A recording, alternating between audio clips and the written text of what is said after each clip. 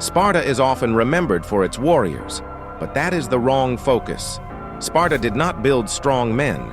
It built a system where weakness had nowhere to hide. From birth, a Spartan male did not belong to his family. He belonged to the state. Elders examined newborns. If the child appeared weak or deformed, he was abandoned. Not because Sparta was cruel, but because Sparta refused to invest in failure. At age 7, boys were taken from their homes. This was not training. This was separation. Comfort was removed early so it could never become a habit. Food was limited. Clothing was scarce. Shelter was minimal. Hunger was intentional. Cold was intentional. Discomfort was constant. Spartan boys were expected to steal food to survive. Stealing itself was not punished. Being caught was. If a boy was discovered, he was beaten, not for theft, but for being careless. This taught a brutal lesson early. Survival required intelligence, patience, and silence. Pain was not avoided in Sparta. It was scheduled. During public rituals, boys were beaten in front of the entire city. The crowd watched. The elders judged. If a boy screamed, he failed. If he endured silently, he succeeded. The pain itself was irrelevant. Control was the test. Sparta was not training fighters, it was training restraint. As boys became men, the pressure did not ease. It intensified. Spartan men lived in communal barracks. Even after marriage, home life was secondary. The unit came first. Meals were shared, sleep was shared, shame was shared. Every action was observed, every weakness noticed.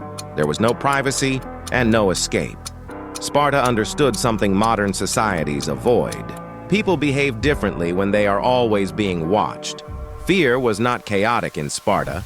It was structured. A Spartan did not fear death. He feared dishonor. Cowardice did not always result in execution. Sometimes it resulted in something worse. A coward was publicly marked, half his beard shaved, a visible sign of failure. He was forced to stand when younger men passed, forbidden from marriage, ignored in conversation. He lived, but he no longer belonged. Sparta weaponized shame because shame lasts longer than pain. The most powerful part of the Spartan system was not violence, it was inevitability. A Spartan soldier knew that running meant social death. Survival at the cost of honor was not survival at all. On the battlefield, this changed everything. A Spartan did not fight to win glory.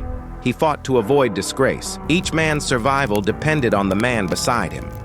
If one broke, all suffered. This eliminated individual fear. Fear became collective, and collective fear is stronger than courage. Sparta did not motivate men with speeches. It conditioned them so motivation was unnecessary. There was no quitting because quitting was never introduced as an option. From childhood to adulthood, every path led to the same conclusion: obey the system or be erased by it. Sparta did not create heroes. It created compliance. And compliance outlasts bravery every time. This is why Spartan armies did not break easily. Not because they were fearless, but because fear had already done its work long before the battle began.